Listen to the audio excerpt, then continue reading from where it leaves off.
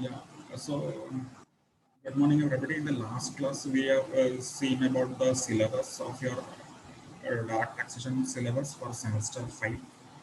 And also, we have started our discussion on some basic concepts of taxation. That is, what is tax? We have seen that tax is the price which the citizens of an economy has to pay for the civilization. Tax is the price which the citizens of a country has to pay for the civilization. Like government require funds for various activities, welfare activities, and tax is one of the source through which the government can raise the funds from the citizens of the country. Okay. So we have seen a definition given by Professor Seligman also. Tax is the compulsory contribution. We have seen that from the person to the government. For what purpose tax is collected? To defray the expense incurred. Means government incurs various expenditure. No? Like we have seen in the next slide also, that government incurs various welfare activities. It has to see the defense activities also of the country, protect the borders of the country. For all these activities, a lot of resources are required, money is required, and one of the source through which the government raise fund is through collection of taxes. Government has to also to look after the education system, healthcare system, okay, pensions to the elderly, retired peoples. Public transportation is provided by government at a concessional rate, etc. So all these activities will require funds, and from where government can raise funds. One of the source through which government can raise funds is through tax. And we also seen the some of the characteristic of the taxation in the last class. Then we have seen that taxes are broadly classified into two types: direct taxes and indirect taxes. So income tax, which we will be studying in our this semester, is a direct tax, and in the next semester you will be studying about the GST, goods and services tax. So that will be a part of indirect tax. So we have seen that tax is the compulsory collection by the government for various activities, welfare activities which are provided by the government. Now, next which we have to see is that whether anybody can collect tax. So the first important thing is that anybody cannot collect tax. Uh, Government of a country can collect taxes. So power to collect tax will be with the government organizations only. So only government can collect taxes. Okay. Now another important thing is that can government freely collect a tax? That is the second question which you have to understand. So if government is authorized to collect tax, from where the government will get the power to collect the tax? This is very important. No? Somebody should give power. No, if you are doing something, for that you should have some power. So from where the government will get the power to collect the taxes? So government will get the power to tax from the Constitution of India. So government will get the power to collect tax from where? From the Constitution of the India. Now, for that you will have to refer the Article 265 of the Constitution of India. For this you will have to refer what? Article 265 of the Constitution of India, which says that no tax shall be levied or collected except by authority of law. Okay. So Article 265 gives the power to the government to collect taxes, and that tax should be collected by proper law. Okay, so government cannot arbitrarily collect any tax. For collecting tax, before collecting tax, they have to frame a proper law for collecting tax. Like for collecting income tax, there is an act which is known as Income Tax Act, okay, which is the properly coded law. Without the authority of law, government cannot collect tax. So if government wants to levy tax on anything, for that they will have to frame a proper law. This is the very important thing which you have to keep in mind, that power to collect tax is derived from the Constitution of India, article number 265 of the Constitution of India, which says that No tax shall be levied or collected except by the authority of law. So if government wants to collect a tax, they will have to first frame a proper law for that. Like for income tax, we are having the Income Tax Act 1961. For GST, we are having the Goods and Service Tax Act 2017. So all these are proper law through which the government collects tax. So very important thing is that power to collect tax is derived from where? From Constitution of India. Power to collect tax from comes from Constitution of India, Article 265.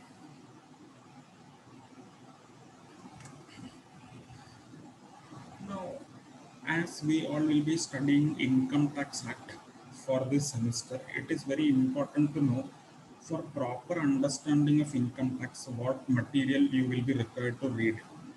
So if you want to become and have a good knowledge of an income tax act, for that you will have to first have a good understanding of the Income Tax Act 1961. This is the main act in which the various rules are given for collecting tax on income. Okay, so first thing which you will have to have a proper knowledge is Income Tax Act 1961. Then Finance Act understanding is also important. Okay, proper understanding of Finance Act is important because rates of taxes you will be getting from the Finance Act. Then proper understanding of income tax rules 1962 is very important. Then government from time to time issue various notifications, clarifications, circulars. This also you should have a proper understanding. And very important is the judicial decisions given by the high courts and supreme courts. So if you have a detailed knowledge of all these things, we can say that you are having a good understanding of the tax. Now, by reading this only, you can understand that how much vast is the subject of income tax or any tax we can say. So, if you want to have a detailed understanding of taxation, you should have a knowledge of all these things. Okay, and very important part is that this notification and circulars will keep on changing. Government will keep on issuing new notification, new circulars, etc. And Income Tax Act will also keep on changing every year, basically through Finance Act. Okay, so that all are known as amendments. So income tax, if some rule is applicable for current year, it may not apply for the next year also. So you should keep updated also yourself if government is making any change etc in the rules etc. So if you want to have a proper understanding of income tax, you should have a detailed knowledge of all these things. That is Income Tax Act 1961. This is the core act. Then Finance Act, some portions you should have understanding. Income tax rules you should have understanding. Notification, clarification, circulars issued by government from time to time, this you should have a proper understanding. Then more and most important you can say is the judicial decisions or case laws given by the high courts and supreme courts. So sometimes there will arise dispute between the persons and the government regarding that on this tax is applicable or not applicable. So what they will do, they will go to the courts. Then court will give the judgment that this should be the proper understanding of the law. So that decisions will also play an important role for future cases. So these are the components of income tax law you can say. Now by reading this only you can understand so much vast is the subject of income tax. But as far as your syllabus is concerned, we will be only studying Income Tax Act only. Other things are not relevant for your syllabus. And even in Income Tax Act, only relevant portions only we will be covering. entire income tax is also not applicable for your syllabus, only relevant part. Okay, this from your syllabus we will be covering what is relevant from part of your syllabus of Income Tax Act only. Other things are not there for your syllabus.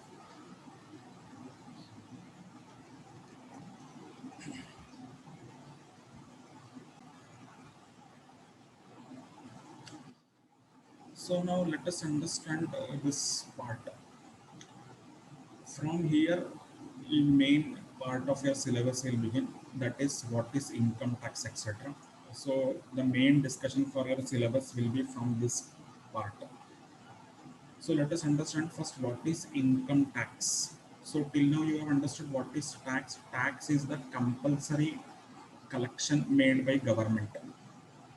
Okay, tax is the compulsory collection made by the government on the, basically now you understand, on the citizens of the country. For what purpose? For various activities which government is incurring. For that purpose government will collect the tax from the public. So there are various types of taxes we have understood. It is classified into direct tax and indirect tax. So first we will understand what is the income tax. What is income tax? So income tax is nothing but, income tax is a tax on income. So income tax is what? It is a tax on total income of the person earned in the previous year, payable in the assessment year. So if you will see this meaning of income tax, it is very simple. Income tax is what? Nothing. Tax on what? Tax on the total income of a person earned in the previous year, payable in the assessment year. Okay, so income tax is what? Income tax is a tax on the total income of a person earned in the previous year, payable in the assessment year.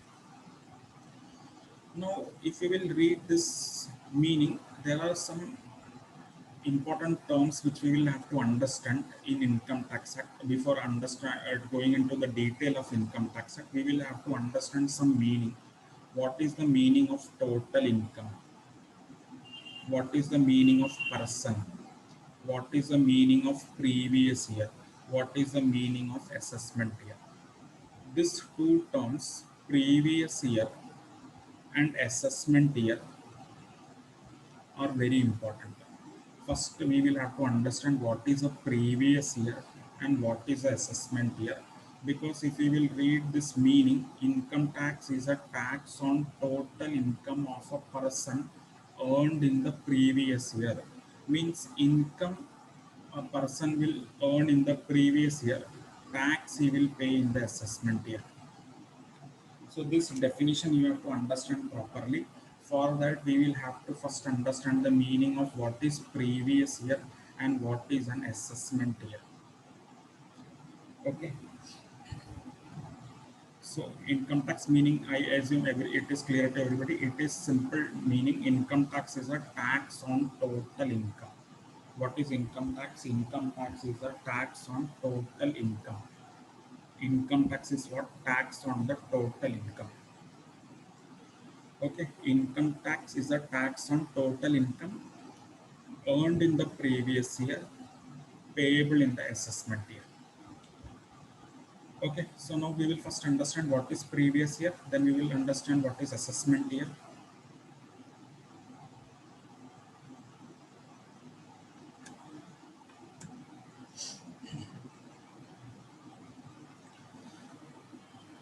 If you will see the definition of the previous year, it is given like that. Previous year is the year immediately preceding the assessment year. So this is the definition of the previous year. What is a previous year? Previous year means the year immediately preceding the assessment year. Now by reading this, we cannot understand anything, because here the definition is given that previous year means the year immediately preceding the assessment year. So now to understand previous year, we will have to understand what is assessment year first. Okay. So what is the previous year? Previous year is the year immediately preceding the assessment year.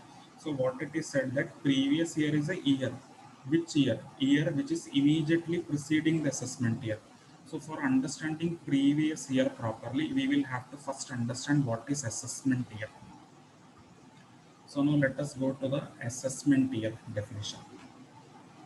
So what is the meaning of assessment year? See, assessment year means a period of 12 months. Okay.